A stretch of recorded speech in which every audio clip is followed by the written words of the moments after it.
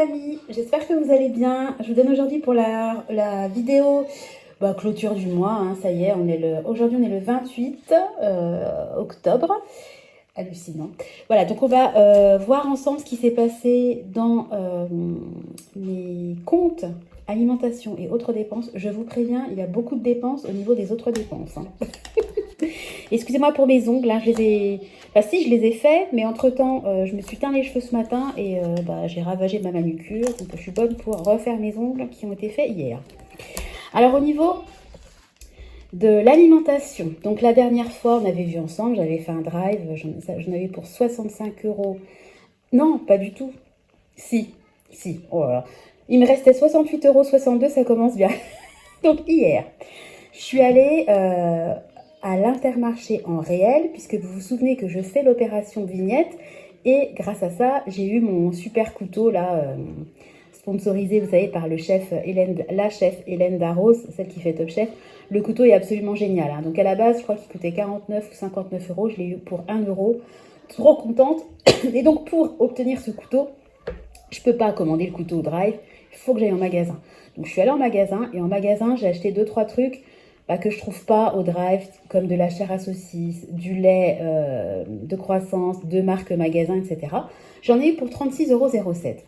Et comme il me restait juste 68,62 €, ces 36,07 €, j'ai décidé de les prendre de mon enveloppe autre dépenses parce qu'elle était bien garnie. J'ai peu dépensé ce mois-ci, je suis encore en positif. Donc au lieu d'être en négatif sur l'alimentation, voilà, je fais des fois des petites modifications. En fin de mois, ça m'aide à maintenir mon budget et à être dans le vert des deux côtés.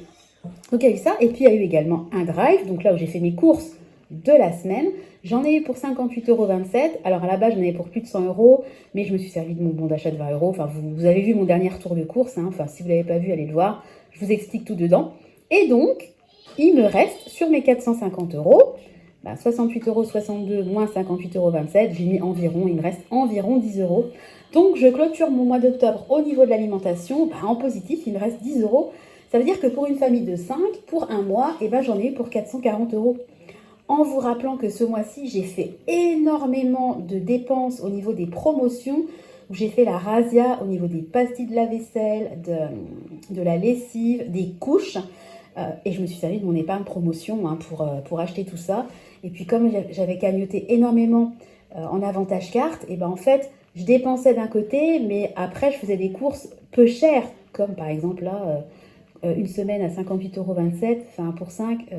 Si j'avais pas de bon d'achat ou j'avais pas utilisé ma cagnotte fidélité, moi je connais personne pour une famille de 5 qui peut faire des courses pour 58,27 €. Ou alors, il y a peut-être des gens qui font des courses pour ce montant-là, mais honnêtement, vraiment, je les plains parce que, les pauvres, ils doivent vraiment souffrir d'une alimentation qui doivent se nourrir que de pâtes. Voilà, j'espère qu'il y a... Dans mon monde, j'aimerais que personne n'ait ce budget-là hebdomadaire à 5. Hein. Alors, j'ai été obligée de couper la vidéo, excusez-moi, parce que je me suis rendu compte en filmant ma vidéo, parce que vous voyez, là, j'ai déjà fait mon défi des 2 €, donc je vais le faire avec vous après, c'est pas grave, que je m'étais trompée en fait dans mes calculs, donc j'ai refait le tour pour vous faire une vidéo qui corresponde à la réalité. Donc, je suis bien effectivement en positif d'environ 10 € sur mon budget alimentation. Donc, en ce qui concerne les autres dépenses, la dernière fois, je m'étais arrêtée à mon petit check rouge là. J'avais fait une dépense chez Yves Rocher, vous savez, il y avait une partie pour le Noël de ma maman, etc. Il me restait sur mon budget de 250 €, 135,04 €.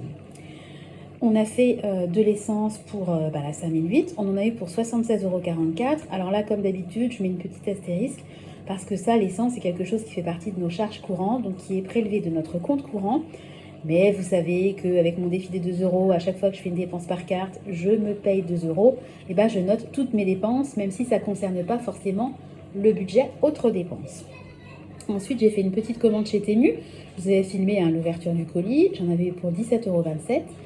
On est allé avec les enfants à McDo. Mon mari n'était pas là, ça nous a fait une petite sortie. Donc pareil, même concept, petit astérisque, parce que McDo... Je l'ai prélevé, vous savez que j'ai plein d'épargne, sortie en amoureux, et j'ai également une épargne sortie en famille.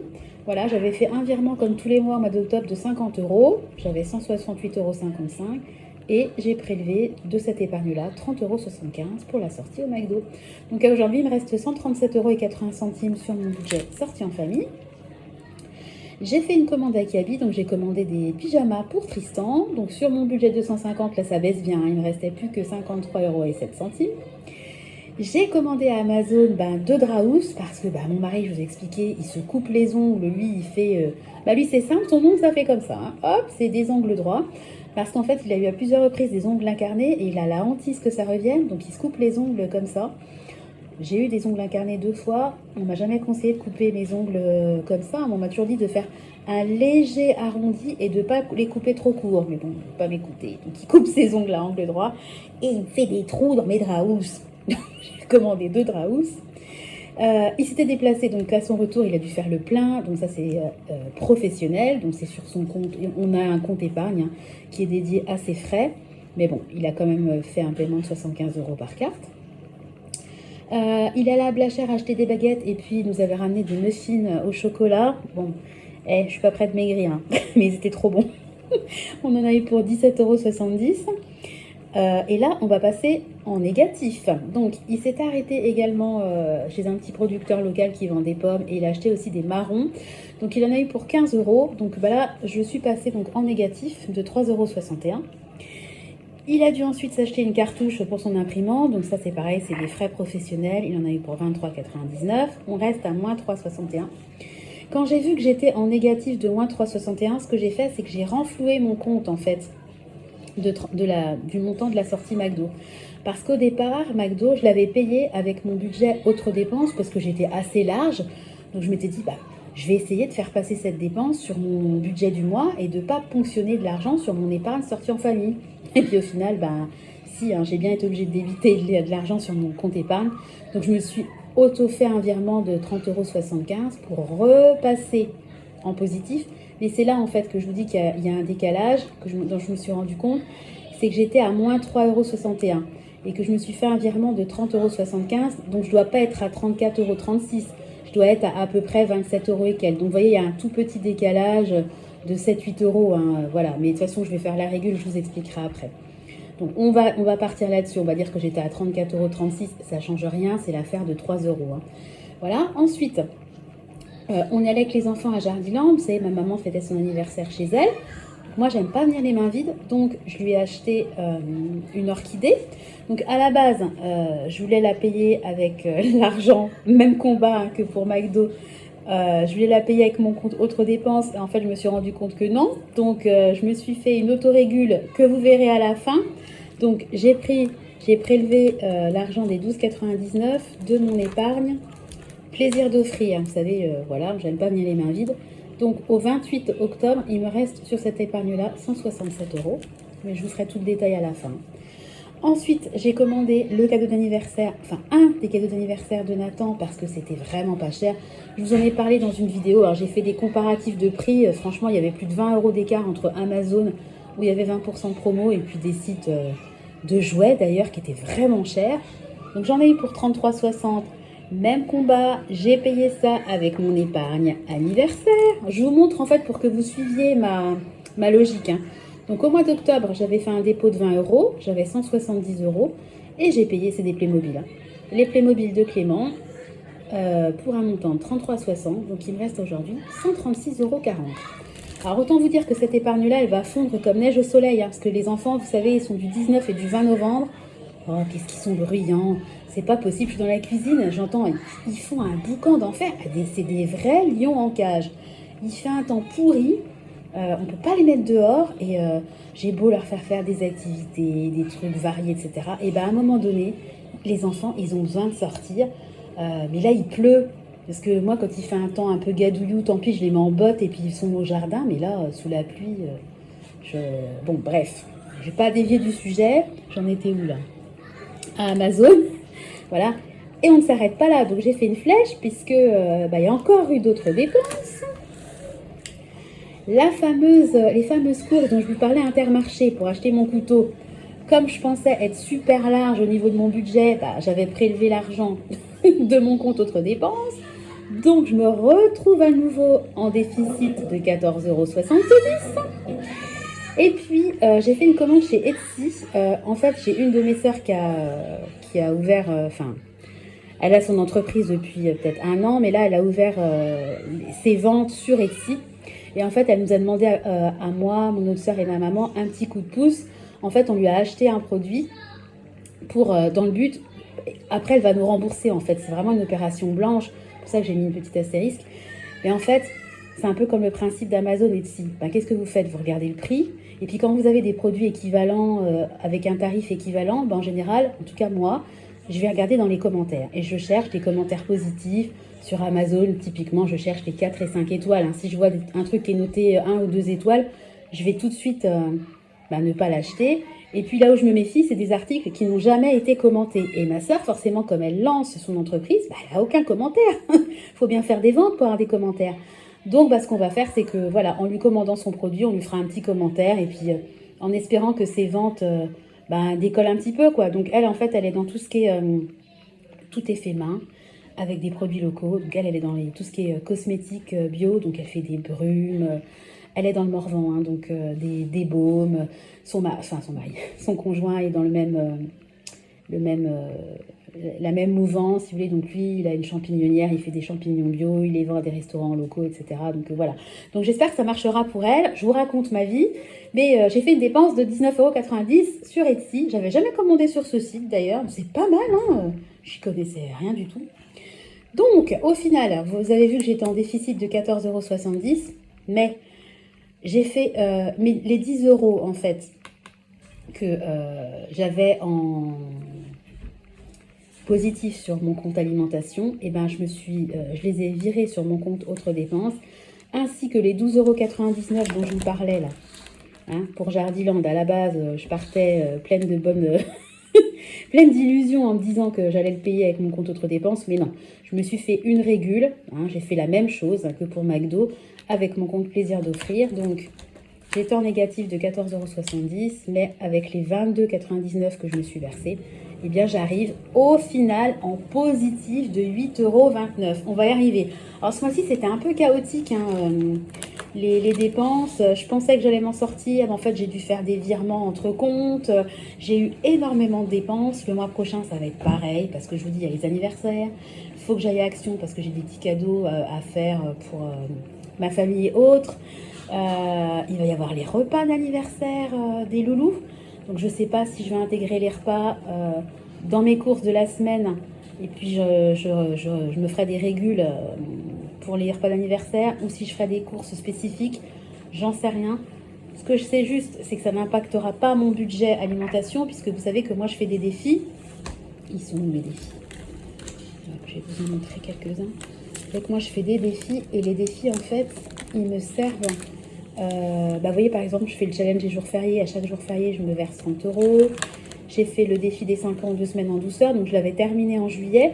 Et ces défis-là, en fait, je m'en sers pour payer les repas d'anniversaire. Donc vous voyez, là, j'avais payé pour l'anniversaire de Nathan, j'étais allée au Colruyt, j'étais allée anniversaire bis Nathan, parce que à chaque fois, les anniversaires, nous, on les fait en 2 fois, puisqu'on les fait une fois avec ma famille et une fois avec ma belle famille.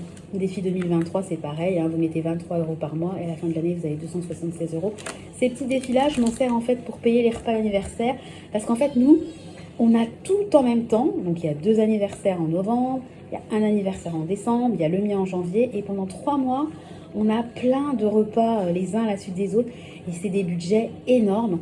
Et comme moi, en fait, mes défis, je les commence début janvier, c'est vrai que c'est super bien, parce que je commence mes défis en début d'année et tous les repas ont lieu en fin d'année.